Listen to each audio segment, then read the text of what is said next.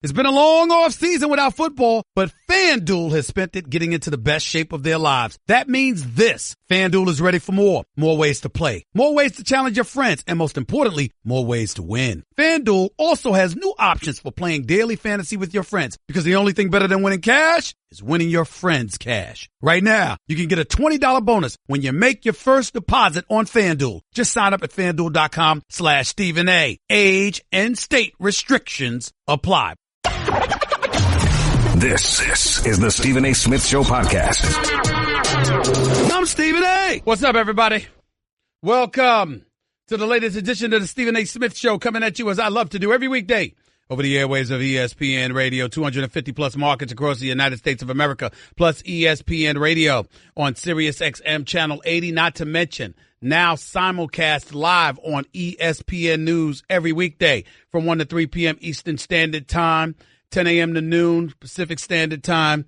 Feel free to join me anytime. Also can catch me on Facebook.com, Stephen A. Smith, Twitter.com/Stephen A. Smith, Instagram.com/Stephen A. Smith. The Stephen A. Smith Show is being brought to you by Discover Card. We treat you like you'd treat you, which is why we think annual fees are just ridiculous. We bet you do too. To see all the ways Discover is looking out for you, go to Discover.com or give us a call at 1-800-DISCOVER. Time for Straight Talk, brought to you by Straight Talk Wireless, best phones, best networks. No contracts. Look, couple of things we need to get into. We need to get this out of the way right now. I want to make sure that everybody understands my position. To reiterate and regurgitate some of the things that I said yesterday about Odell Beckham Jr.'s new deal with the New York Giants, $95 million, $65 million guaranteed, making him the highest paid wide receiver in the NFL. Odell Beckham Jr. deserves his money, every penny. He's box office. He's the real deal. He's legitimately and bona fide as an individual you walk through the turnstiles to watch and see play. Ladies and gentlemen, I've said this all the time. I'll say this in my industry. I've said this in any industry, and I'll stand by that right now. All talent is not the same. People are different. That's the beauty of capitalism. People are different. There are those who are subpar.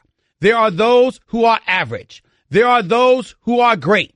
There are those who are phenomenal. And then there are those who are box office. And sometimes you have people who are relatively box office and they're good but not great. But they're box office for a different reason. Any way you slice it, people look for different reasons to be monetized. Somehow, some way, when you can attach yourself to the qualification as a revenue generator, you've positioned yourself to get paid. Odell Beckham Jr. has happened to have done that with his play as well as some of his eccentric tendencies. So the reality is clear. This brother's box office, he deserves his money.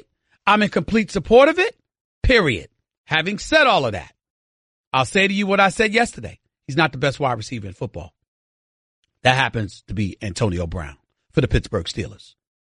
I don't care what anybody says. You have one playoff appearance on your resume where you were targeted 11 times. You caught 4 passes for 28 yards at Lambeau Field in Green Bay in a playoff game that you lost. And the week of the playoff game, albeit an off day and obviously in no violation whatsoever of team rules, you were still chilling on a boat with a bunch of fellas in South Beach. The week of a game, the Monday before that game. You flew back, you worked hard, you handled your business, but you wasn't ready to go because you dropped a few passes in that playoff game against Green Bay. That's the reality. These are the facts. And when we look at Antonio Brown and the kind of resume that this man has on his docket, what is there to talk about here? Y'all want to act like production doesn't matter. I got news for you. It does matter. It provides proof. It's evidence as to what your value is. Antonio Brown last season, 101 receptions, 1,533 yards.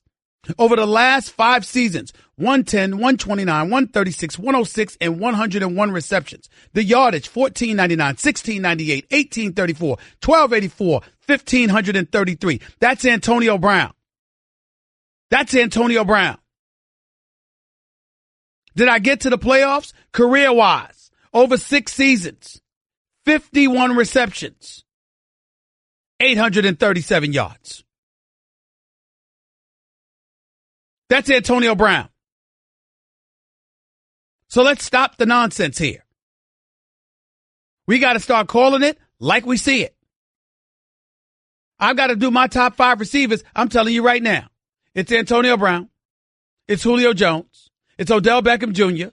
It's DeAndre Hopkins. And then the 5th guy that you want to throw in the mix, it could be Devontae Adams. It could be Mike Evans. It could be a few cats out there. It could be Keenan Allen. It could be a few brothers out there. Fine, throw them all in there. I'm cool with it. I'm cool with it. You want to tell me that Devontae Adams should be thrown on the list? Because guess what? Aaron Rodgers no longer has Jordy Nelson on the squad, and he's going to throw that ball to Devontae Adams? Okay. I'll believe it when I see it.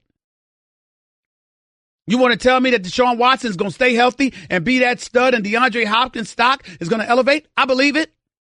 Let's see it happen. You want to tell me Mike Evans is going to be that stud? I ain't questioning Mike Evans, but a wide receiver, last time I checked, can't throw the ball to himself. He needs a quarterback to do that. And his guy is going to be suspended for at least the first 3 games. For stuff that I don't feel like bringing up right now.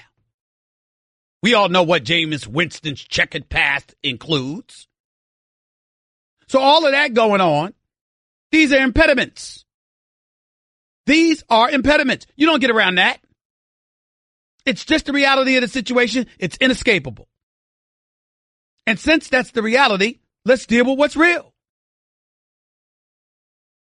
Odell Beckham Jr. deserves his money. But when you're the highest paid receiver in the game and the belief is that you're the best in the game, I need more of a resume. So I hope and I believe that Odell Beckham Jr. will do this. I believe he will go out there hell-bent on proving that he's worth every penny that he's just gotten. And I think he's going to show up and show out. And I applaud the New York Giants for stepping up and taking care of his business. This brother's a box office attraction in the media capital of the world. And the money they have available to them, everybody don't have the same liquidity that the Giants have. You took care of this man. Now let's see the Raiders take care of Khalil Mack like they should. Now let's see the Los Angeles Rams take care of Aaron Donald like they should. Now let's see the Pittsburgh Steelers take care of Le'Veon Bell, which they won't do, but they should do. I got to be protective of my voice. I still got that voice issue from yesterday. But I'm just saying, if we're going to be real about it, can we please be real about it? If we're going to say we're going to be real about it, let's actually do it. 888-SAY-ESPN. It's 888-729-3776. And oh, by the way, a couple of statistics. Over the last 3 seasons, Odell Beckham Jr. played in 35 games, 222 receptions over those 35 games, averaging 89 yards, had 26 touchdowns. More touchdowns than anybody but, he had 26 touchdowns. I apologize. Julio Jones, same period of time, 11 more games, 9 less touchdowns, but had 307 receptions to Odell Beckham Jr.'s 222. DeAndre Hopkins, over the same 3 seasons, 12 more games than Odell Beckham Jr., 285 receptions, averaging 82 reception yards per game. 28 touchdowns, 2 more than Odell Beckham Jr. Antonio Brown, 10 more games than Odell Beckham Jr. Over those 10 games, 121 more receptions at 343. Average yards receptions, Odell Beckham Jr. at 89, Antonio Brown at 103, and touchdowns at 31. Anywhere you slice it, any category you want to pick up, Antonio Brown's the man. That's all I'm trying to say. 888-SAY-ESPN. It's 888-729-3776. That's one item I wanted to get into. What's the other item? Jerry Jones, owner for the Dallas Cowboys, making news again. After his Dallas Cowboys committed 8 turnovers Sunday against the Arizona Cardinals in a snooze fest, Jerry Jones spoke to Tim Cowlishaw of the Dallas Morning News. Quote, "I made the presentation. You can see how I did." End quote. Jones actually believes that a longer regular season and a shorter training camp preseason will result in fewer, not more concussions. He says, quote, "I can make the case that we have an uptick in concussions in the preseason," Jones said. "If you look at it, I would contend there would be less exposure.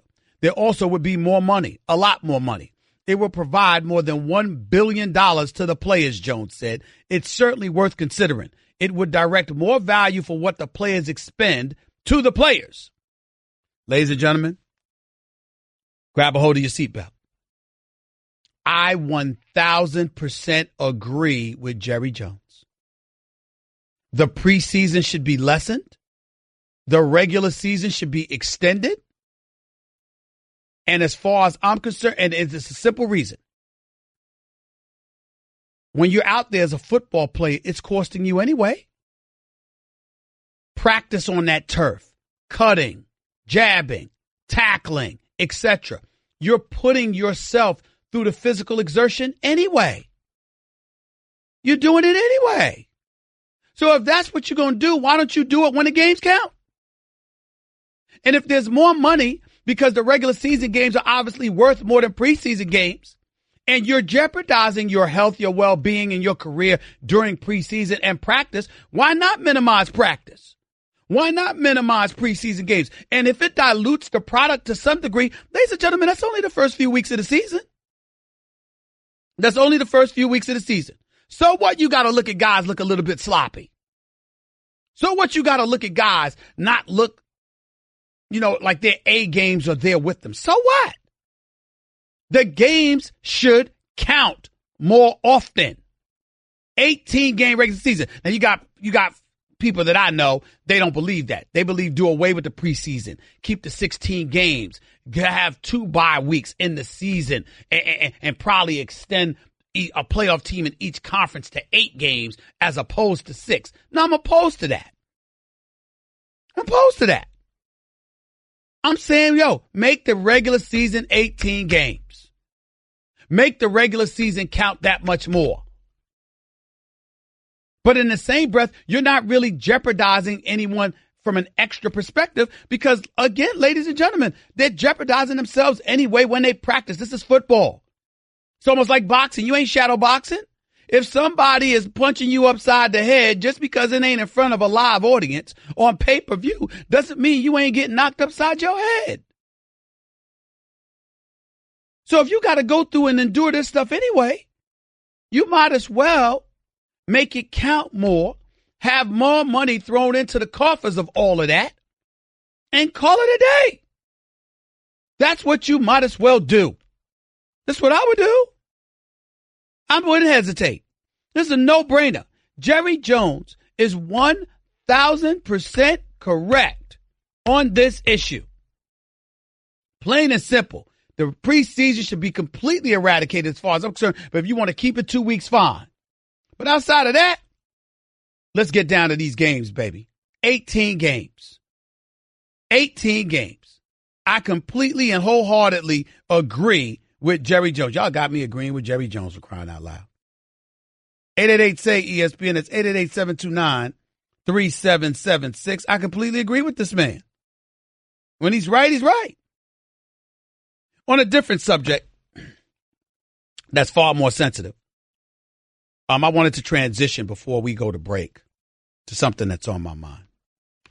Because yesterday on my television show, First Take on ESPN, we discussed the topic of Tiger Woods talking about respecting the office of the presidency. And obviously, because there's a lot of vitriol out there towards our present commander-in-chief, there are people that were appalled by what Tiger Woods had to say. I was not one of those people. Although I will openly confess that although the black community's support of Tiger Woods as a golfer is evident because we don't root against him, there is a collective level of disgust due to his unwillingness to recognize his quote-unquote blackness from years ago when he called himself Kablasian or whatever. I think that's what it was. And people had a problem with that. So when you hear him speak on social issues, when you hear him speak on anything other than golf, you kind of have a raised eyebrow towards anything that comes out of Tiger Woods' mouth. That's not to excoriate him as a person. It's to highlight how insulting his depiction of himself was in our eyes. Because if you are black and you're in America, the mentality is that, excuse me, you black no matter what. When you got arrested last year, they put on on that arrest record, you were black. They didn't care about your ancestry. This is how you were classified. And as a result, in most instances, black folks will make the argument, look at how you're treated compared to others. Having said all of that, again, I will tell you that Tiger Woods, I agreed with him. You can have an issue with an individual while still respecting the office that they hold. You might feel whatever way you want to feel, but if the president of the United States walked into this studio right now, by virtue of him being the commander in chief, I would need to accord him a level of respect that should be accorded to the commander in chief. Period. I'm not apologizing for it to anybody. I'm not explaining to it to anybody. It is absolutely irresponsible and unprofessional to think otherwise. Now, I can attack what he may do, what he has done, or what he may do, but that's entirely different than attacking him, A, and B, you can do so without discrediting and minimizing the office of the presidency of the United States. I happen to believe that. Plain and simple.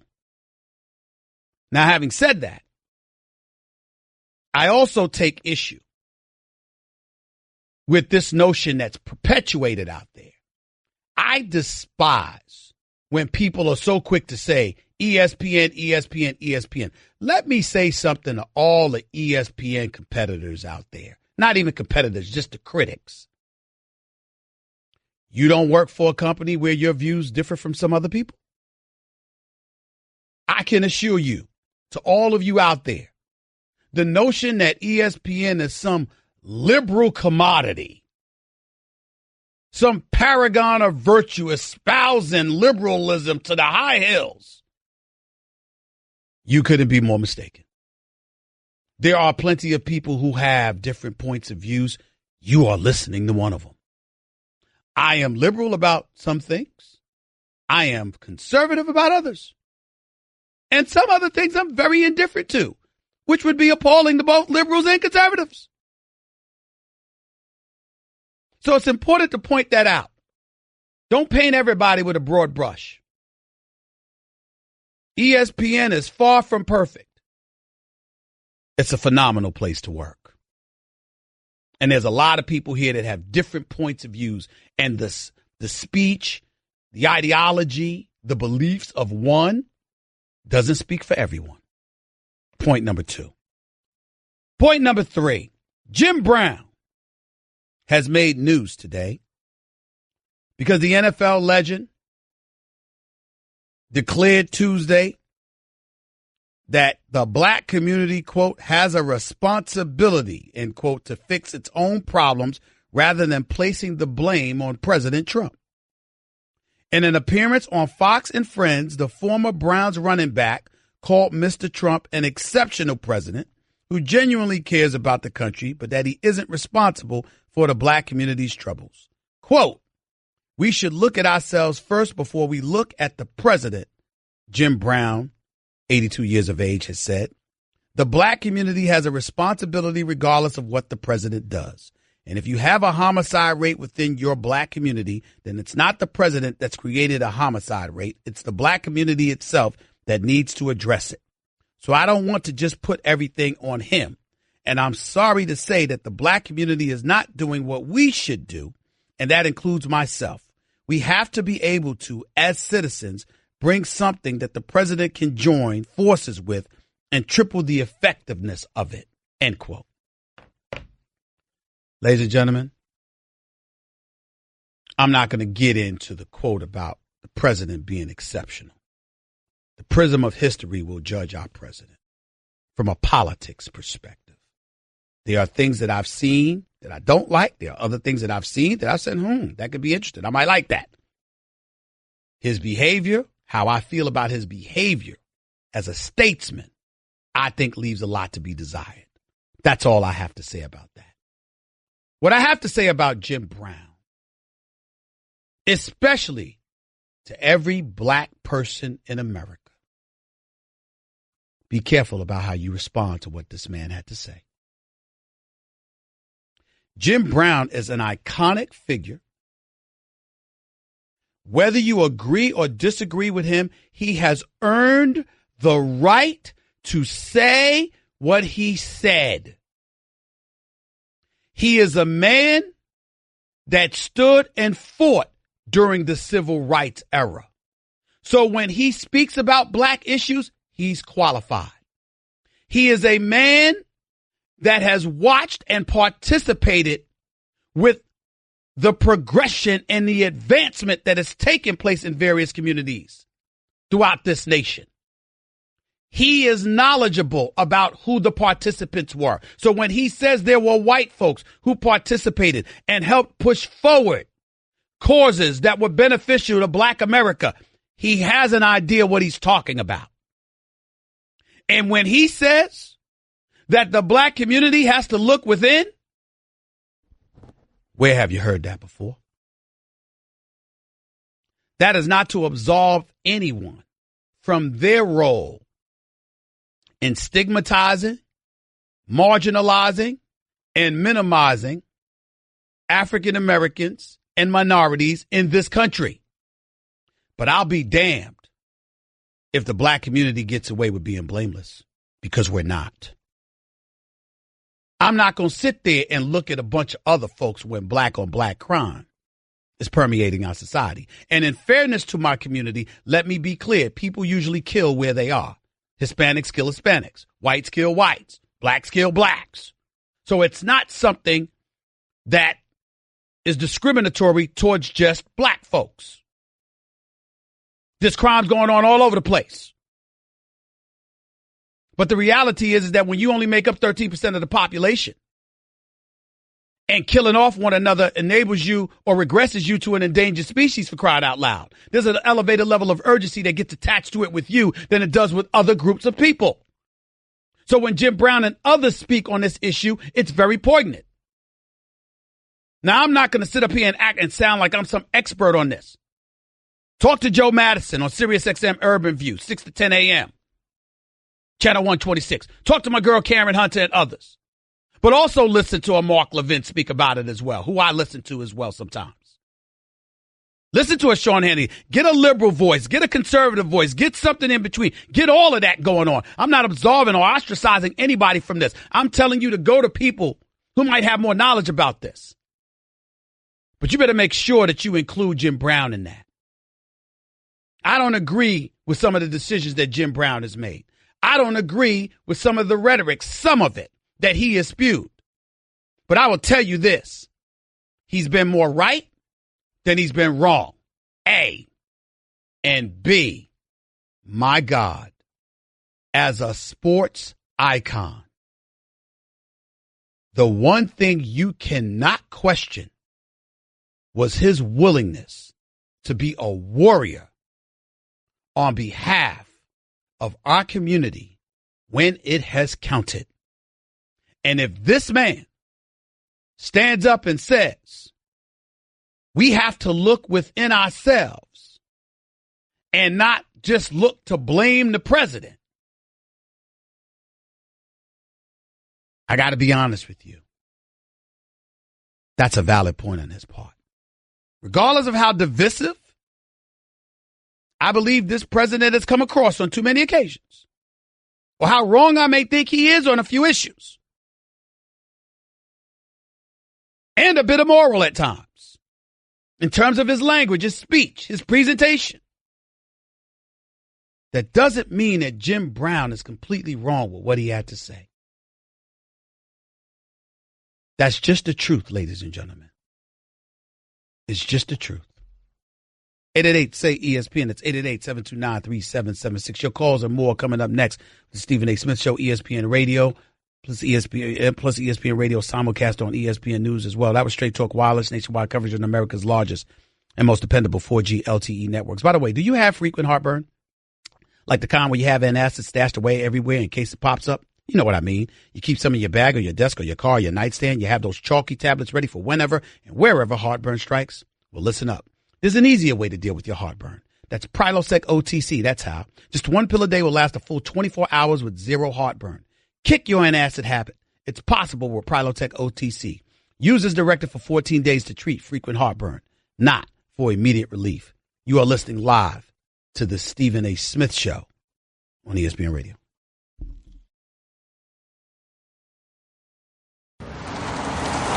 Ow. Yep, you guessed it. I'm a speed bump, so I've got one job. I slow you down. So imagine how I feel about Geico, who does way more. Like, not only could they save you money on car insurance, but they've been around for over 75 years, giving people fast and friendly claim service. Ow. Plus, they got a nifty mobile app that gives you 24/7 access. Ow. Just doing my job, buddy. Geico. Expect great savings and a whole lot more. You're listening to the Stephen A. Smith Show podcast.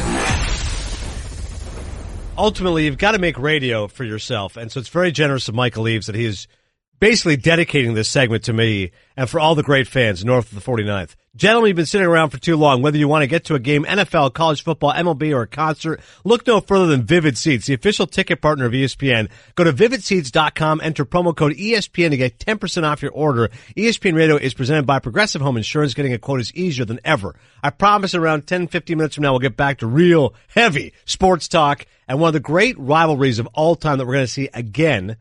But we're going to talk a little Canada here. We are. We got to, because I actually love the country of Canada. Oh, man. I've been there a handful of times. Some of my favorite people are from Canada. You included, Adnan. Appreciate that, Michael. But also none more so than one of my dearest friends in the world, my sister from another mister, as we call each other. Wait, I'm sister from another mister, brother from another mother, whatever we do.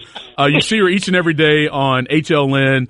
The name of the show is her name. That's how big she is. Michaela Pereira joining us here on the Stephen A. Smith Show. Good morning, my dear, because it is morning in L.A. Oh, my darling brother. You know, the first thing I love to do is sass you a little bit. You know, it sounds a little defensive. Some of my favorite people are Canadians. You know what I'm saying? Some of them. Some of them. Not all of them. Some of them. Some of them. Adnan, how are you? Just forget Eaves for a second. How are you, my Canadian brother? Michaela, this is a thrill. I've been a fan for years, and I don't know how I didn't know you were Canadian. And Michael and I are in Williamsport, Pennsylvania. Last weekend, and he goes, listen, I got a great idea. We're doing radio together. Michaela's Canadian. We're going to do a Canadian face-off. I said, oh, my God. But I'm sure you're as patriotic as I am, so there's a lot riding on the line here. It is. There's a lot on the line, and here's my issue. I know it's bad form to question the competition going into the competition, but I have questions and queries about who is more Canadian being judged by an American. What did I tell you? What did I tell you? I told you. That is an excellent point. Yeah, that's a great point with Michaela. That's my out. If I lose at this game, I'm just going to question the judging system. But you also have to understand, you're not being judged by other Canadians. You're being judged by Americans. Right. And what do you know about Canada? That's the point. That's the point. Most of you think we're America's hat. Yeah. Pretty much. And the hat, parts of it are pretty nice. Other parts need some work. So here are the rules. Okay. There's going to be 4 rounds of questions. Each of you would get 4 questions independently of one another. Okay. Then we have a final question at the very end for championship. I love it. Each question is worth 3 points. Okay? If you do not get the answer right, Michaela, I'm lost already, but go ahead, Eaves. I know, me too. This is math. Math's hard. If you miss your question, your opponent has a chance to steal it for 1 point.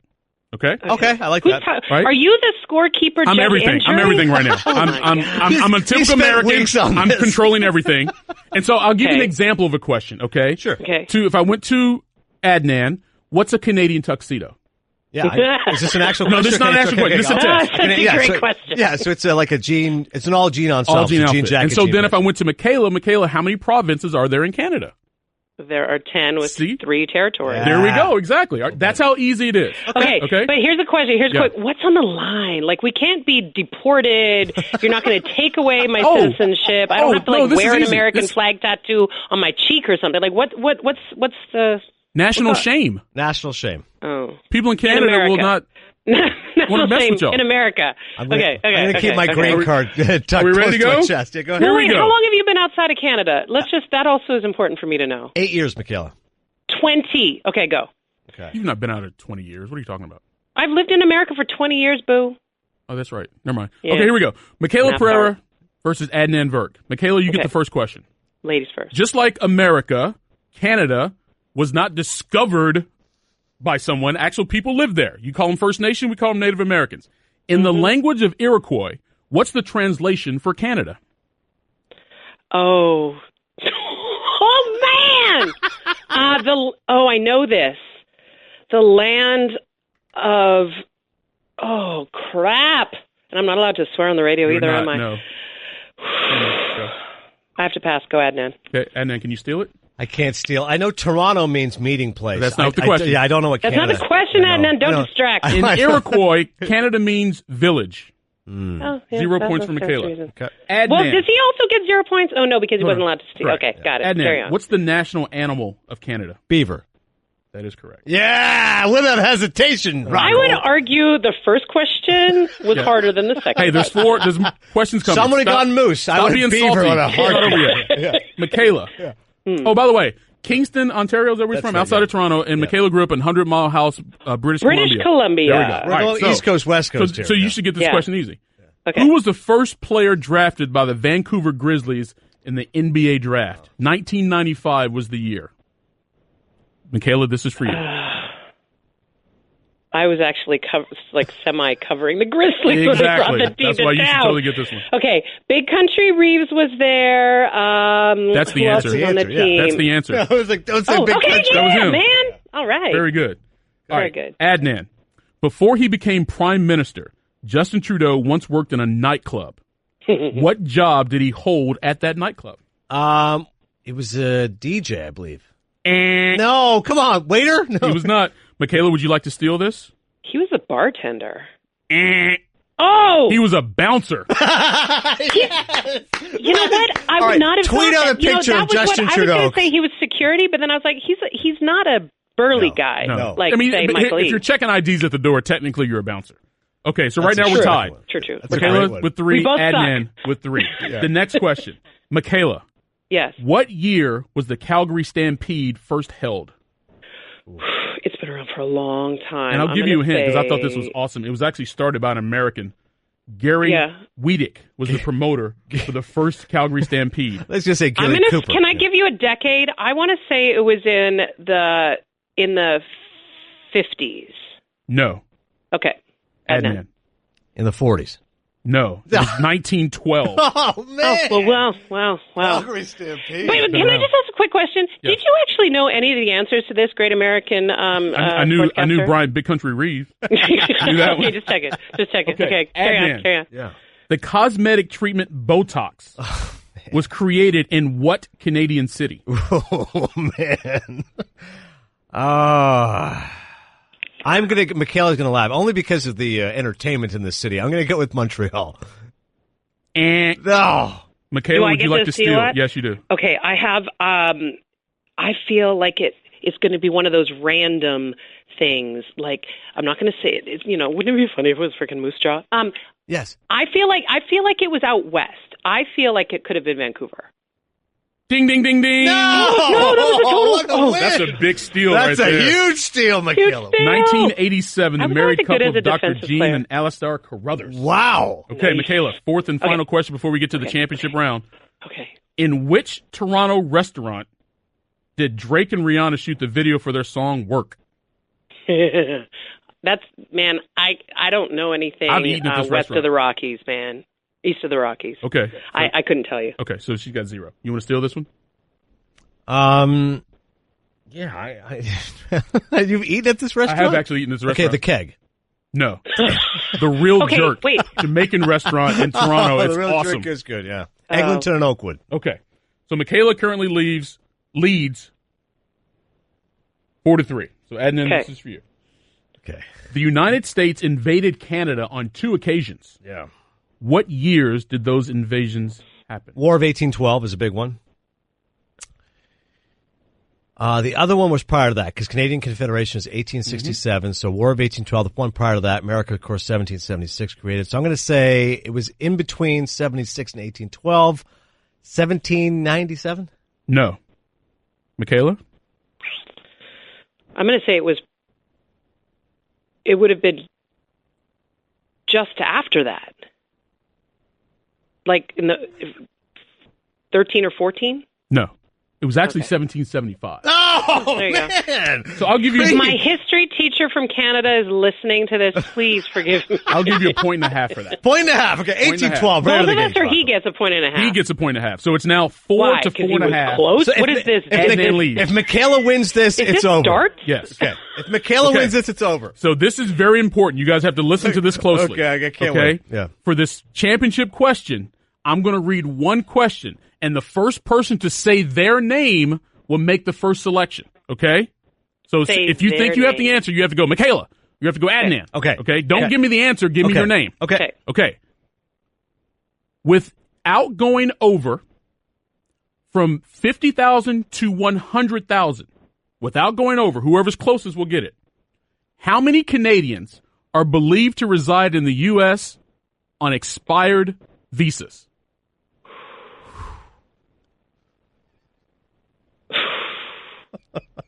Between 50,000 and 100,000 without going over, like the Price is Right. Yeah. How many Canadians are believed to reside currently in the U.S. on expired visas? And I hope it's neither one of you two. 100,000. Okay. Someone do something. Michaela. Michaela, yes. I'm going to go 89,000. How many did she say? 89,000. Okay, I'm going to say it's much lower. I'm going to go 58,000. 58,000. Let me say this. Both of you very, very competitive today. I mean, obviously we went to the final championship question at 4 to 4.5. Right. The most Canadian person that I know is Michaela Pereira.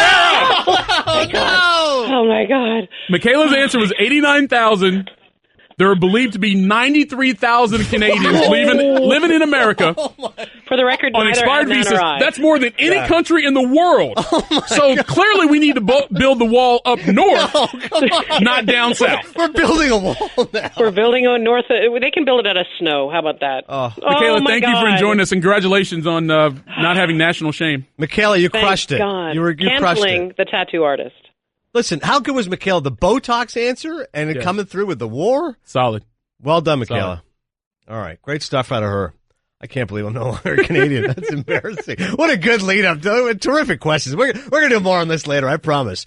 Coming up next, though, do you have frequent heartburn? Like the kind where you have antacid stashed everywhere in case it pops up? You know what I mean? You keep some in your bag or your desk or your car or your nightstand. You have those chalky tablets ready for whenever and wherever heartburn strikes. Well, listen up. There's an easier way to deal with your heartburn.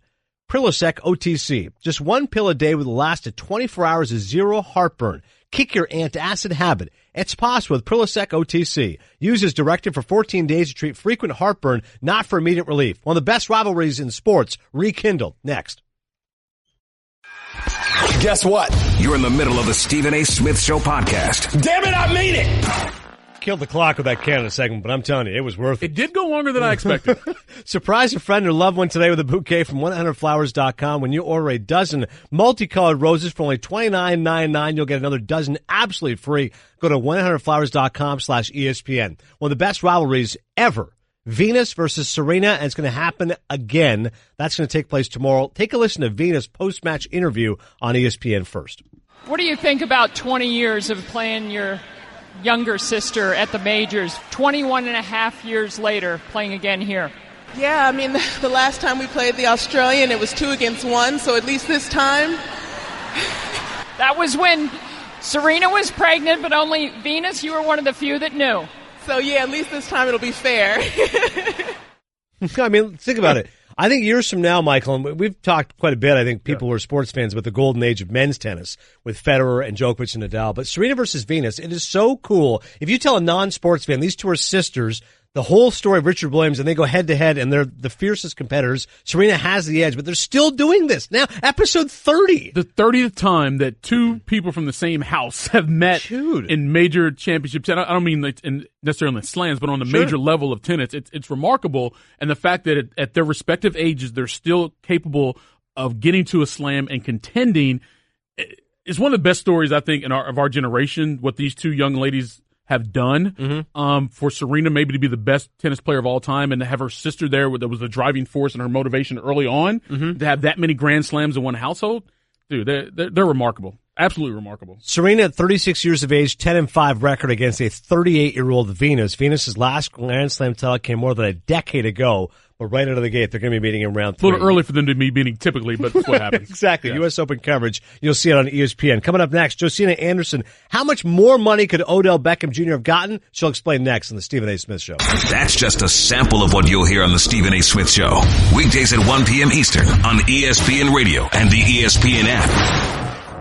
It's been a long off season without football, but FanDuel has spent it getting into the best shape of their lives. That means this. FanDuel is ready for more. More ways to play. More ways to challenge your friends. And most importantly, more ways to win. FanDuel also has new options for playing daily fantasy with your friends, because the only thing better than winning cash is winning your friends' cash. Right now, you can get a $20 bonus when you make your first deposit on FanDuel. Just sign up at FanDuel.com/Stephen A. Age and state restrictions apply.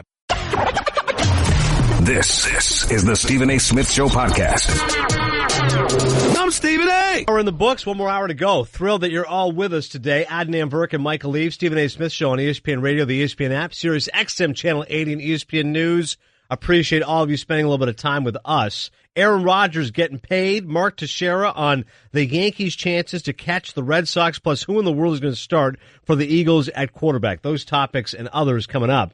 But the flu could be just around the corner. Be prepared with a flu shot from CVS Pharmacy, including those at Target or Minute Clinic. Get your flu shot today. No appointment necessary. Visit cvs.com/flu for details. We've got you covered at CVS Pharmacy. You got the details there on Aaron Rodgers' contract? I see this is a 4-year extension, yes. Base value of $134 million, and includes $103 million in guarantees. And it's not just the $103 million guaranteed. It's also when he's going to receive that money. According to Adam Schefter, $67 million of that money will be handed to Aaron Rodgers before the end of the calendar year. By the time we get to St. Patrick's Day of 2019, he will have more than $80 million of that 103 guaranteed in his bank account. So oftentimes we talk about contracts and what's taking so long and the players going back and forth, and it seems obvious you would pay a certain player this much money, yada, yada. These are some of the things that get tied up in the negotiations. Not just how much money I'm getting, but how am I getting it? When am I getting it? And Aaron Rodgers will have more than $80 million of his 103 guaranteed by the time we get to March 17th of 2019. See, when I heard the $100 million, I just figured it'd be a longer deal. Kind of like we were saying. We thought it was 6 or 7 years, 8 years. Yeah. So this is, I suppose, an enormous win for both sides. The team says, well, we don't know if Aaron Rodgers is going to be successful 7 years from now, so we'll give you a short deal. Mm-hmm. And Rodgers is laughing because he goes, great, I get all my money up front, and I don't know how long I'm going to play either. Correct. And if I can play at this level and I make this deal look not puny by comparison, but like I'm worth it, then I'll get another 2 or 3 year deal worth $30 million a year. And I'll tell you why he's worth it. All right. Since becoming the starter in 2008, Aaron Rodgers has missed 18 games. Mm-hmm. Without him as a starter, the Packers have gone 6-11-1. Winning percentage, 36%. When he starts, since he's become a starter, their winning percentage is better than 66%. Put that up against any quarterback in the league, right? Maybe Tom Brady's up there with that, right? He's worth $100 million. It's not a question that he's worth that money. Projected over a long time, he's going to play 5, 6, 7 more years. Maybe he does, but you know what? He can also get a new deal. Yeah. He can get a new deal, exactly. But he's worth the money. Right. This is not his final contract. He can still get another one after this. No, he's worth the money for that franchise. Also worth the money, my man Mark Teixeira. He joins us right now on the Shell Pennzoil Performance Line. What a thrill to call the Yankees game with Eduardo Perez, who's currently listing and is now going to get a flu shot after that read I gave, and Tim Kirkchin. Yankees lost on Monday, but such a cool place to be there. And Tex, of course, knows the Yankees as well as anyone, having played there for the team. Tex, how are we doing today, man? Thanks for coming on. I'm great, gentlemen. Thanks for having me. Crazy to think the Yankees, Tex, prior to this weekend, they shaved off 3.5 games in 42 hours. And for anyone who thought, well, this thing's over, it's a wrap, the Red Sox are going to win the AL East. Well, Chris Sale is hurt. We don't know when he's coming back, and the Yankees are getting those reinforcements. Aaron Boone telling us Didi Gregorius could start running full health around Wednesday. Judge still could be a little bit longer, but it's not out of the realm of possibility, is it, Tex, that the Yankees could catch the Red Sox? It's not, and I think the main thing for the Yankees is they still have 6 games head-to-head, and that gives them a little bit of confidence that, hey, if we can get this thing to 4 or 5 games, which wouldn't be a stretch in August, we have some games head-to-head, by the end of August, we have some head-to-head games in September that if we take care of business, we can win this division. How much pressure do you think the Yankees are putting on the Red Sox to turn around something that they haven't experienced all year long, and that's just struggle? Like Boston got out to a great start, and all of a sudden they just blew the Yankees out of the water. We felt as if there was a while. Now they're dealing with adversity for the first time this season, and they look over their shoulder, and there's a team that's pulling up in their rearview right now.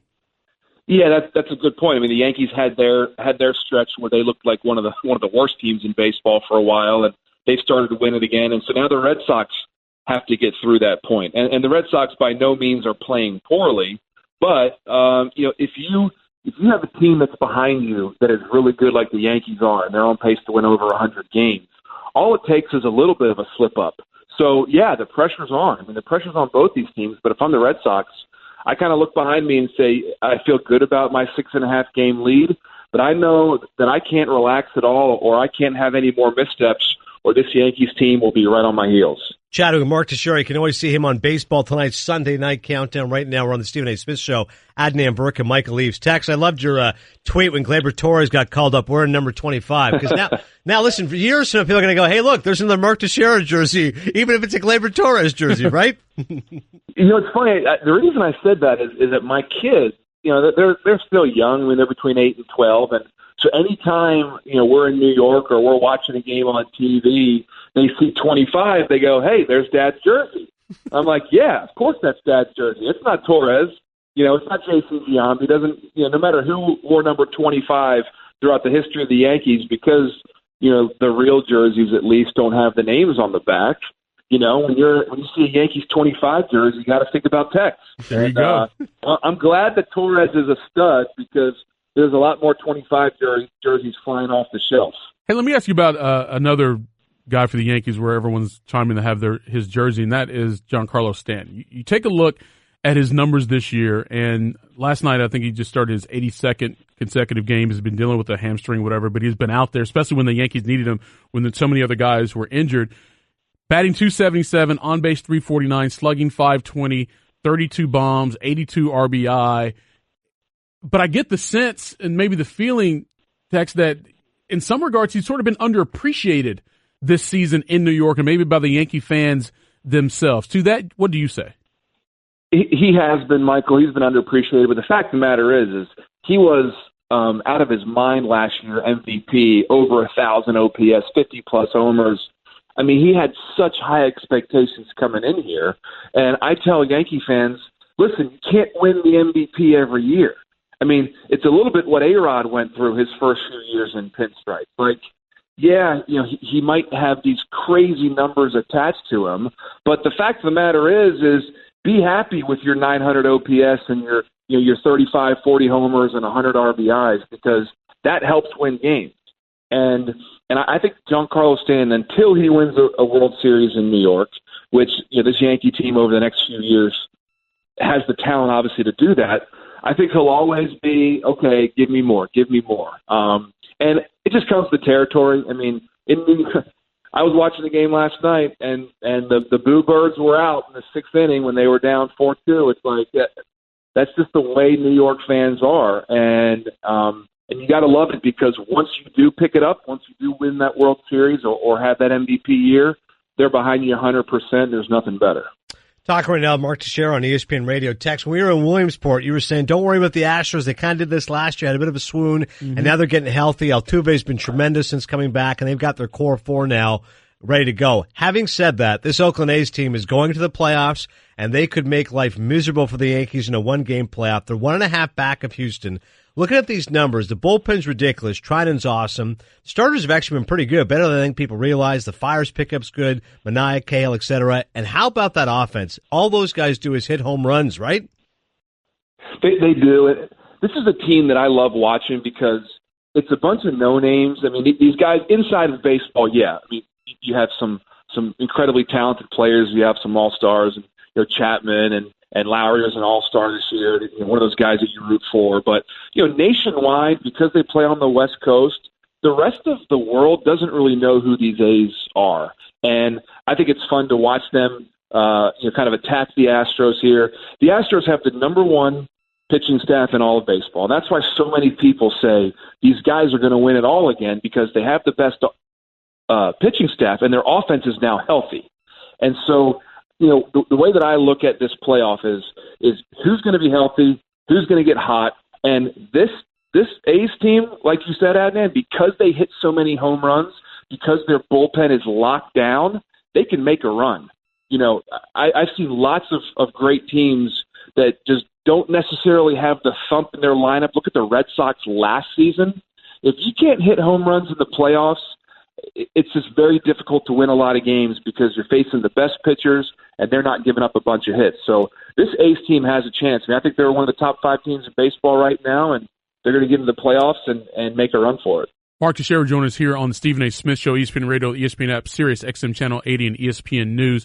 Oftentimes we in NBA Twitter land, we talk about a team after it wins a championship. It doesn't really go that hard in the regular season. It just waits to get to the playoffs to kind of turn it on. And it's easier to do that in the NBA because you have so many teams that make the playoffs, where baseball is a little more restrictive when it comes to the number of teams that actually get to the postseason. But do you think some of this, from the Astros standpoint, Mark, could be attributed to that? It's like, we just won the World Series. Let's not kill ourselves right now. We know we're the best team. Let's get to the playoffs and turn it on then. I think there's a little bit of that, Michael. The only problem is Oakland's only a game and a half out. Right. We're talking about the Red Sox worried about the Yankees being 6.5 up. The Astros would love a 6.5 game lead right now. So, I think, early mid-season when you have guys that are a little banged up, let's put them on the DL for a couple of weeks. Let them get healthy.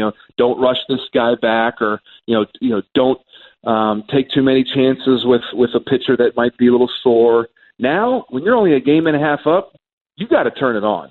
And I think this Astros team, now that they're healthy and Altuve's back and Correa and Springer, they're all in the lineup together. They haven't been in the lineup together in quite some time. I think they look at themselves right now in that locker room and say, all right, guys, we are the best team. Let's go prove it. We're way better than a game and a half over the A's. And, we've got yet 5 weeks to prove that.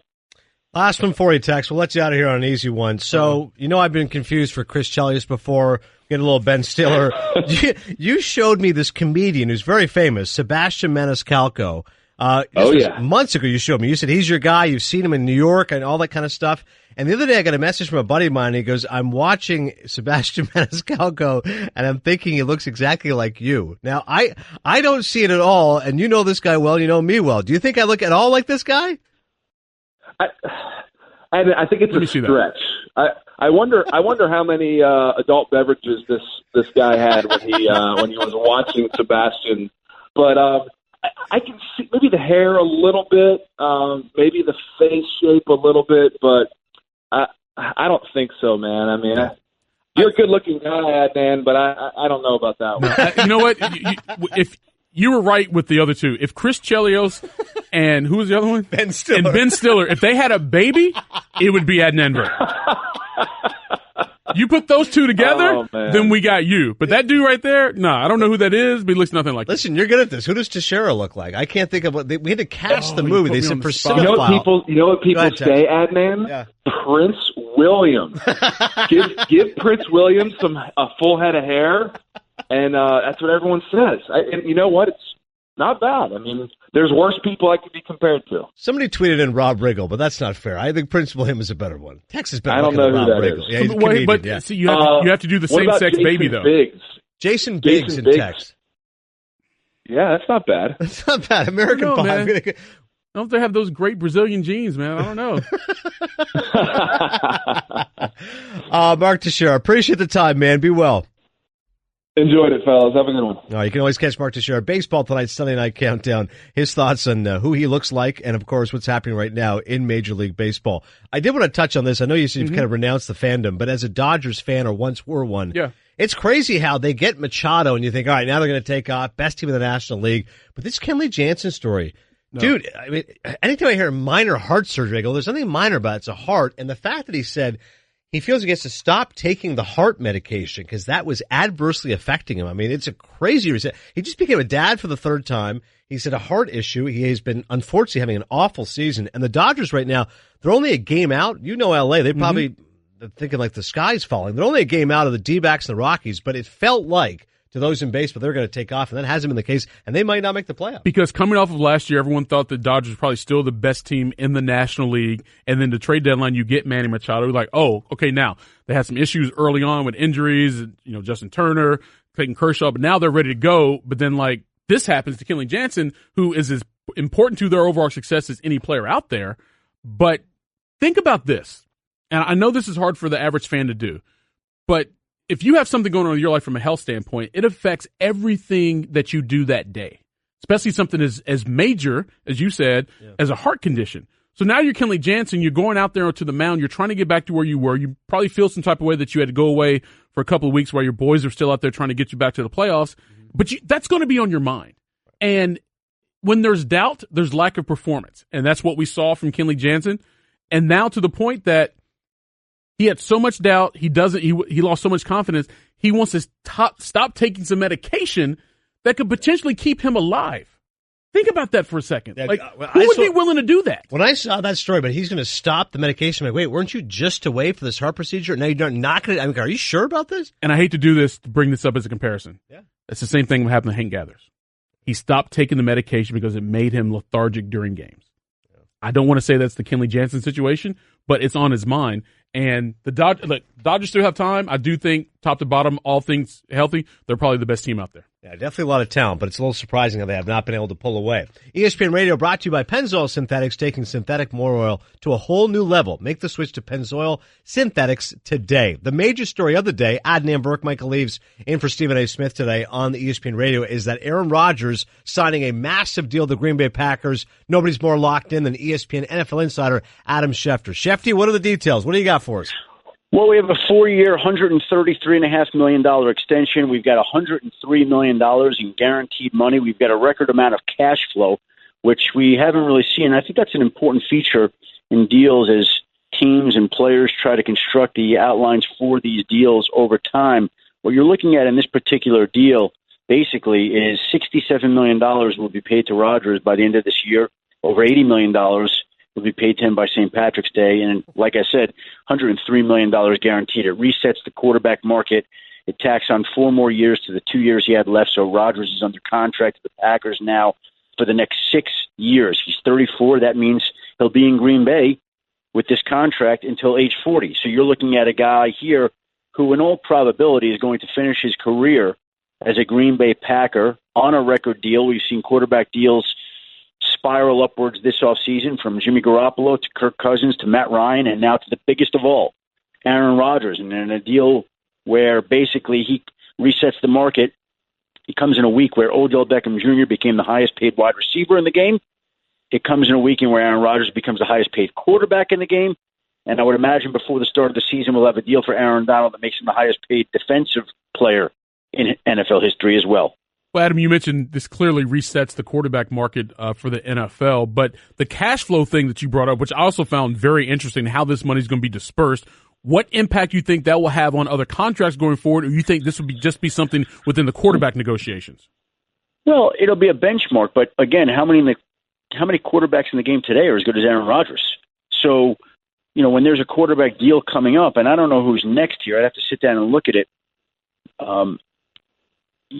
Can you say that guy is as good as Aaron Rodgers? Now, if you just picked out a quarterback, let's say Alex Smith redid his deal, Phillip Rivers wants to redo his deal. Mm-hmm. I think most would agree he's a great quarterback, but he's not as good as Aaron Rodgers.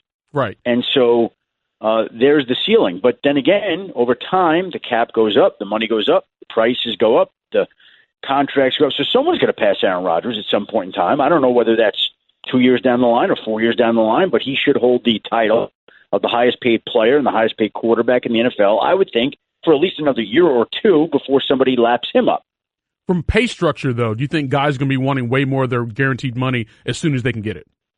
Well, that's not going to be any different. That's always been the case. NFL players are smart enough to know that you take the guarantees, and you could sign a 10-year, $100 million contract today. If it had $10 that were guaranteed, the deal really would not be worth very much at all. So I think players are savvy to that. They know what's right and what's not. They've always pushed for cash flow. They've always pushed for guarantees. I know it was important for Odell Beckham Jr. to get that, and Aaron Rodgers clearly got that today.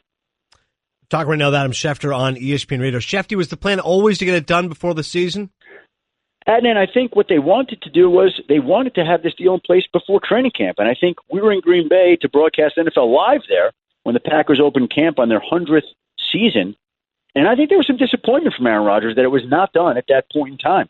I think if you read between the lines and just heard the tone of his voice, I don't think he was overly pleased that it wasn't done. I think everybody wanted to have it done, and for whatever reason, they couldn't get it done.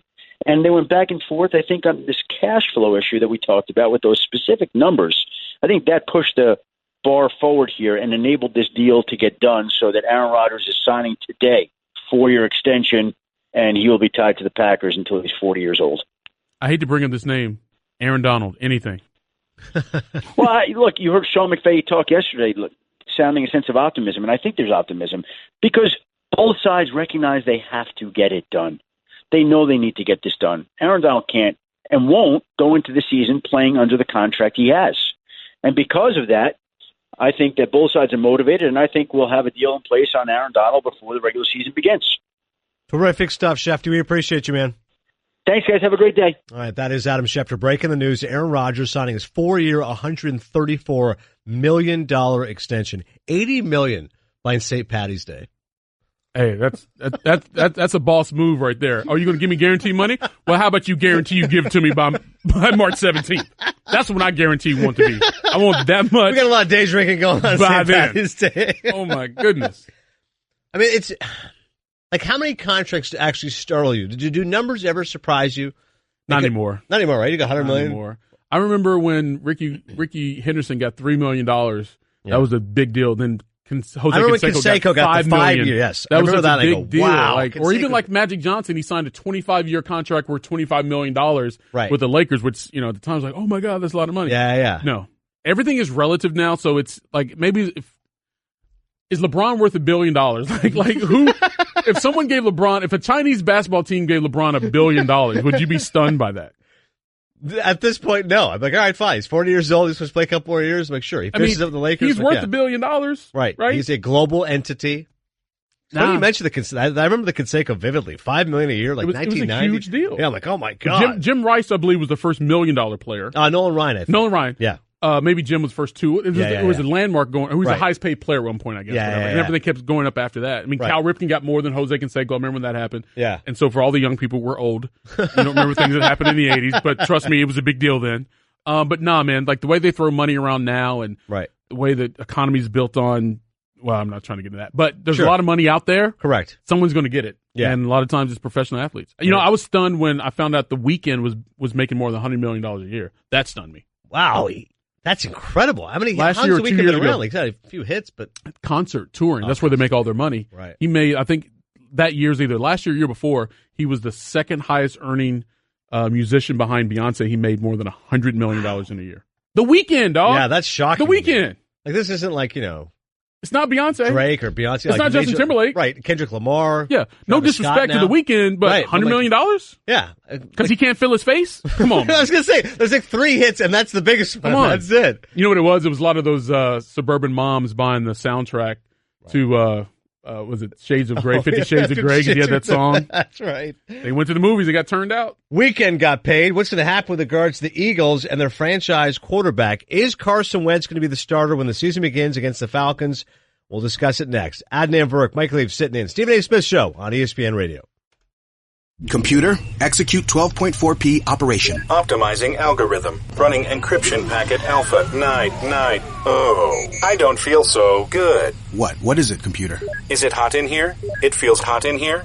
I feel a little clammy. I should lie down or something. A computer with a virus? Surprising. What's not surprising? How much you could save by switching to Geico. Those oysters Rockefeller were a mistake. Geico. 15 minutes could save you 15% or more. You're listening to the Stephen A. Smith Show podcast. Direct request from Michael Eaves. Yes. We're talking Khalil Mack, return Mack, Craig Morrison, right? Yes, Year? he's 90? British. It was like 90. Late 90s. Yeah, maybe like 96, 97, I think. Okay. But one of the best, well, Jamel Hill and I have had this argument not an argument, discussion for a long time. What was better in the 90s? 90s hip-hop or 90s R&B? 90s hip-hop. You think? I'd say it's well, let me say this. The 90s hip-hop was definitely... Biggie, Tupac, I mean, that's... 90s hip-hop was definitely the golden era of hip-hop. Yes. But there was some strong R&B coming in the 90s as well, from dance grooves to ballads. I mean, it's a tough one. You name me one Biggie song, I'll name you another song. But that was one of the best songs of the 90s, period. Yes. Turn on the Mac. Coming up 15 minutes from now, we'll do that. 90s hip-hop, 90s R&B, plus some movie talk, why Black Klansman is the best movie of the year. But Marty and McGee TV show debuting tonight. That's right, halftime of the Texas A&M Northwestern State game. So cannot wait for that as you're bringing our man Ryan McGee to talk a little college football. Ryan, how are we doing today? I'm good, and the answer is R&B. Now, keep in mind now, I was a PA. I was a production assistant in Bristol in the mid-'90s. And so those memories of 90s R&B are both happy and sad, because it's happy because it's just good music, and it's sad because it just reminds me of me in some terrible nightclub in Hartford just wishing I had a girlfriend, but having to go back and cut a Pacers-Sixers highlight. Wait, there's nightclubs in Hartford? There was one. And it was not good, but that's where we went. Shout out to Upper on the Rocks, I believe, is still going strong. Ryan, give us hope. Listen, as college football fans who want unpredictability, give us hope why it's not going to be Bama Clemson again. Well, listen, I think that if we're, and I feel like every year we have this conversation about, well, this is the year that Alabama's, remember a few years ago, Nick Saban had forgotten how to coach offensive football, right? And then he hired Lane Kiffin, and obviously he sold him. Remember, Nick Saban was trying to end the spread. Remember, he was going into rules meetings and saying this is dangerous, and eventually he came on board. But to me, they have had quarterback controversies in the past. But the reality is, and we work with some of these guys, they weren't super great quarterbacks. And this is their first quarterback controversy that involves two legitimately talented quarterbacks that have the proven record, and obviously one of them was the hero of the national championship game. And so if there was ever in the history of that program going to be tension in the locker room that would slow them down or that would create issues, this could be that, because I don't think they've ever been in this position before. Now, that being said, every single year, like I just said, in August, I'm standing here saying, well, they got this and they got that, and then they just show up in the playoffs. So I'm just giving you a little bit of hope, but the reality is it's probably going to be the two of them and two other teams. How much do you think plays into the mind of Nick Saban with announcing this decision in terms of him just trolling the media? I feel as if he doesn't want the media to tell him when to tell us who the starting quarterback is, and he's going to delay it as long as humanly possible just where he can maintain as much control as possible. Well, as one who has sat in that room and gotten the angry stare over the top of the perpetual Coca-Cola bottle that sits there on the podium, I can tell you that he is certainly not above or below doing exactly what you're talking about, which is keeping everybody twisting in the wind. But I don't know ultimately that he cares what any of us think, and he certainly doesn't care what we think about what he's doing football-wise, and I guess he shouldn't. But I think in the end, he's really messing with Louisville more than he's messing with the rest of us. When a player doesn't like a contract, they hold out, right? Well, with Straight Talk Wireless, you never have to, because there is no contract, and they use the exact same 4G LTE towers as the big carriers, but for a lot less. Straight Talk Wireless, only at Walmart. Refer to terms and conditions of service at straighttalk.com. We're talking Ryan McGee right now on the Stephen A. Smith Show. Adnan Virk and Michael Eaves here with you. Big Ten. I know the Buckeyes are favored, Ryan, but I'm going with Penn State for two reasons. I like Trace McSorley a lot, and I like the fact when they face the Buckeyes, it'll be at home in Happy Valley, got the whiteout going, et cetera. Am I crazy thinking maybe the Nittany Lions can win the Big Ten and crash the party in the playoff? No, not at all. And it's interesting because they just, I think, yesterday posted, or within just in the last couple of days, they posted our picks. The broadcasters, writers, whoever else, about who's going to make the playoff. And the Big Ten is where it went wacky. Everybody picked Clemson, everybody picked Alabama, but the fourth team was almost always a Big Ten team. And I saw a little bit of Ohio State, but I saw a lot of Wisconsin. I saw a little bit of Michigan, and I also saw some Penn State. And I think that if they had polled us on that 3 weeks ago, then I think it might have just been Ohio State almost across the board. But I don't know how they're going to react to this bizarre summer. And clearly it's not over yet. So I don't know how they're going to react to what all happens between now and then. And simple fact of the matter is Urban Meyer won't be there for the TCU game. So, yeah, I'm with you. I think the door is open, and I think no one's talking about Penn State. And Penn State and Wisconsin both. We're obviously talking a little bit about Michigan. I just wrote something about it this week because of Harbaugh and because of Shea Patterson. But I'm telling you, I'm with you. I think that if Penn State could get in, the problem is they have two hurdles. You know, I like Wisconsin simply because they're coming out of that other division. You know, Penn State's going to have to, you know, win the three biggest games probably in the conference to do that. But, yeah, they got the right game at home, and we saw last year when they have the right game at home, the old Beaver Stadium advantage is back. Well, I think one reason people aren't paying as much attention to Penn State as they probably should is because Saquon Barkley left, and he was such a dynamic player and such a huge cog in that offense. You're like, well, you can't possibly replace that in 2018, so we're not going to pay attention to you as much. We're going to go to Ann Arbor because Jim Harbaugh finally has a quarterback that he hasn't had, allegedly, since he's been there in Shea Patterson. So I don't want to give too much away of your article, but in what you wrote about Michigan, Ryan, what was the sentiment that you felt when you look at that program, where it is right now, Jim Harbaugh and Patterson now as a starting quarterback? Well, that's the one thing they haven't had, and this is year 4. And as you guys know, year 4 is the crucial year. You know, these are your guys. You know, these are the guys that were recruited to run your offense, to run your defense, and that defense has the potential to be really, really good. And their running game is going to be good. They just haven't had a dual threat quarterback. There have been moments. I mean, there were O'Korn moments, there were Wilton Speight moments, but Patterson. You know, what you see is you see it with Harbaugh. There's a great interview that's going to run on College Game Day on television Saturday morning that Marty Smith did with Harbaugh. And I've seen it, and you can just see there's a little something different when he's talking about his new quarterback. And when he's talking about it, and plus, you talking about playing it close to the vest with Nick Saban, they're not giving up anything, Michigan is, about what they're going to do on offense. And I'm really – listen, they basically have like 5 offensive coordinators on that staff, and I include Harbaugh in that group. And so – I think the potential is there. Now, listen, Patterson has his issues, you know. But I think talent-wise, it's the best dual threat quarterback certainly Harbaugh's had, you know, and now going in this 4th year. Marty and McGee, SEC Network, 7 p.m. on Thursday, starting September 6th. Also broadcasting, that's right, from the Goodyear Blimp with Marty Smith on Monday, Florida State, Virginia Tech. So of course he's in the Blimp. Yeah, Eaves and I are both in Williamsport. I'm talking to the members of the crew, and he goes, "What's your college football schedule?" And I said, "Well, Joey, Jesse, and I are going to be in Tallahassee for this game on Labor Day." And I said, "Which one is going to be in the Blimp?" I said, "Excuse me?" He goes, "Which one is in the Blimp?" I said, I don't. No one's been told about this. Like, I don't. Maybe you have some false facts here. And I thought, oh, of course, it's you and Marty Smith in a blimp on Monday. Tell me all about this. So it's either going to be the greatest or worst idea in the history of college football. But I'll tell you this: I learned this. So at the national championship game in January, they put me up in the blimp for some SEC Network stuff. And listen, Marty and I are motorsports guys. We've known the Goodyear people forever. We're very familiar with the blimp. We've both ridden in the blimp before. But something I learned in January is I was about to record a stand-up for a piece we were doing. I leaned up against the back window because there's like a couch back there and the whole thing. And the pilot starts running from the front of the blimp.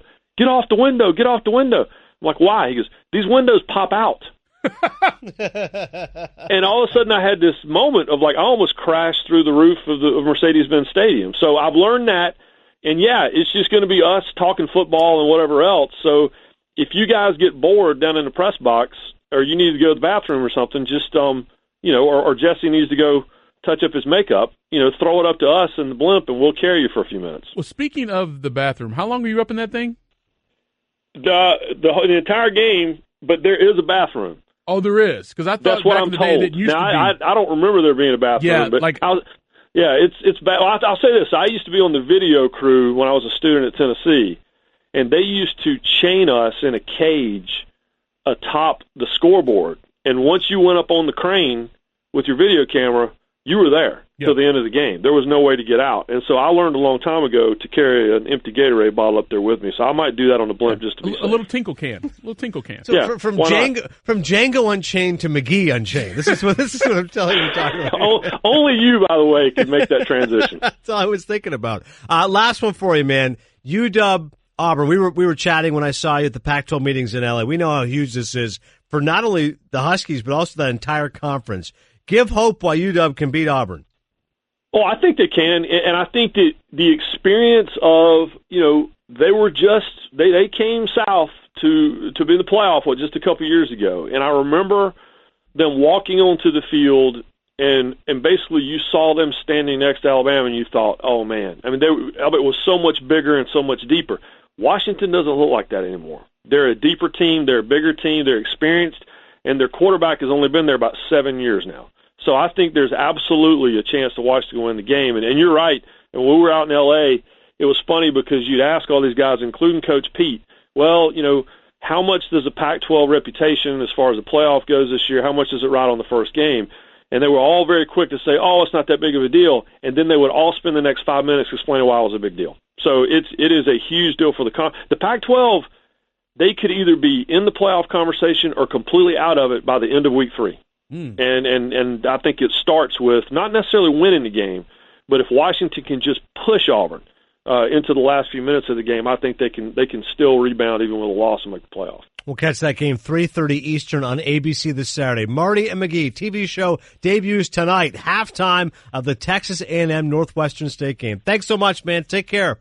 Anytime, fellas. Thanks. That is Ryan McGee. You can catch all of his work, of course, on ESPN.com covering college football. Get triple action protection for optimal engine performance with Shell V-Power Nitro Plus Premium Gasoline. Coming up next, a little cinephile talk. Best movie so far of the year, plus 90s hip-hop versus 90s R&B. What will be the winner on a day of contests? Adnan Virk and Michaela as we continue. Stephen A. Smith Show on ESPN Radio and ESPN News. It's been a long off-season without football, but FanDuel has spent it getting into the best shape of their lives. That means this. FanDuel is ready for more. More ways to play, more ways to challenge your friends, and most importantly, more ways to win. And FanDuel also has new options for playing daily fantasy with your friends because the only thing better than winning cash is winning your friends' cash. They even have preseason fantasy contests running up to week 1 of the NFL. Right now, you can get a $20 bonus when you make your first deposit on FanDuel. Just sign up at FanDuel.com/Stephen A. Age and state restrictions apply. Guess what? You're in the middle of the Stephen A. Smith Show podcast. Damn it, I mean it! Baseball season rolls along. Tune in tomorrow night. Bryce Harper and the Nationals visiting the Phillies. Could be Bryce Harper's next team, depending on how free agency goes. Presented by Vivid Seats. Coverage begins at 6:30 p.m. Eastern on ESPN Radio, ESPNRadio.com, and the ESPN app. With Michael Eaves, I'm Adnan Virk. Almost time to depart, but some major news in case you're just joining us is Adam Schefter is just killing the game right now. Teddy Bridgewater, you thought he might start for the Jets, huh? Not going to happen. Going to the Saints. Expected to involve draft picks back the other way. Bridgewater going to the Saints. That means Sam Darnold now is going to be the Jets' opening night starter. So 28 of 38, 316 yards, couple touchdowns, 1 pick this preseason for Bridgewater. Level of surprise? Somewhat? Somewhat. The level of surprise is to the team. I mean, I thought they would move him once they decided that Sam Darnold was going to be the starter. So cool. In fine. week 6 or week 7, right? Whenever that was, right? Yeah. So, but they saw an opportunity here to send him on and get something in return, so good on them. But going to a team that has a very established quarterback in Drew Brees, but hey, is a pretty good safety blanket for Drew Brees? Yeah. Absolutely. Is it something to maybe put in line for the future? I don't know, because you would think Teddy Bridgewater would really want to be a starter now than he would be a backup for, let's say, 2 or 3 years until Drew Brees retires or whatever that is. Yeah. So it's intriguing in that regard, but I think from a setup standpoint, having Teddy Bridgewater as your backup to Drew Brees going into the season, hey, man, that's a pretty good security blanket. And New Orleans' defense a year ago was terrific. They have other weapons now. Like in the past, it was always Drew Brees has to sling it for 5,000 yards. Now they have a protective core around him, and I like them to win the South, and you're right, Bridgewater's just a good security blanket now. Yeah, a friend of mine, George Foster, used to play in the NFL's offensive lineman, worked for the Rams, Falcons, he just tweeted, he said, I wrote this down somewhere a couple years ago, and I can't find it, but I know I told either Teddy or some friends of mine that he thought the best comparison in the NFL for Teddy Bridgewater was Drew Brees. When he compared him to other quarterbacks and what they do in and around the field, I was like, well, that's very interesting now that I'm thinking about it. He put it out there, so maybe it makes perfect sense that he ends up in that system, whether it's just for this season or long term. But, I mean, for the Saints, dude, that's a good move. I don't know what they gave up. Right. Clearly. We don't know what they gave up to get Teddy Bridgewater, but just on the surface, it sounds like a really smart move for them. A couple of draft picks. That's all we know as of now. But for the Jets, listen, the Sam Darnold era is here and now. As you said, he was going to be the guy eventually, so this just kind of just forwards the process along. I don't think the Jets are a good team. I think Darnold would be a good quarterback. Interceptions were a real concern a season ago. I think that'll continue, particularly this year in the NFL. So We'll see what happens. That is major news. Also, in less interesting news, Zach Smith is just tweeting like a storm right now. If in case you don't know the name, the Ohio State coach who was involved with the brouhaha, of course, with his wife and domestic violence, etc., and then he was dismissed from the job. Urban Meyer is now out for 3 games. So Zach Smith apparently has chosen now to be the good time to go off on Twitter against Brett McMurphy, who is the reporter who broke the story, did a great job with us here at ESPN for years, very diligent. He's bragging about the fact he's a good dad. These are false accusations. I'll see you in court. Here's pictures of my kids. It's going crazy right now on Twitter. It's a perfect example of what Herm Edwards used to say, don't press send. Yeah. And Zach Smith is not just pressing send, he's writing some just... People already have an idea of this dude. Right. He's making it worse for himself by what he's doing right now. Just at this point, dude, you got to leave it alone because what you're doing right now is just making you look silly. And also in turn, it's making the school and Urban Meyer, the guy you're trying to defend right now with this tweet storm, you're actually making him look worse because people are like, why did he allow you to be on the staff this long? Because you seem like an idiot. Whether you are or not, dude, you seem like one real talk. These issues are far too complicated and need to be discussed over more than 140 or 280 characters. Don't just start firing off tweets like, all right, now's my day of vindication. No. We're going to